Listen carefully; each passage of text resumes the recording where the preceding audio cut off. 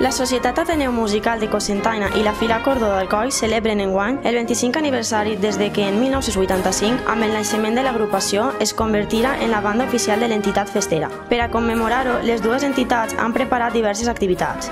El passat divendres 26 de febrer va tindre lloc a Alcoi un ensaiet en el que els músics van ser convidats a convertir-se per un dia en festers. Especialment emotiu va ser el reencontre del compositor i director fundador de l'Ateneu, José Insa Martínez, amb els festers més veterans.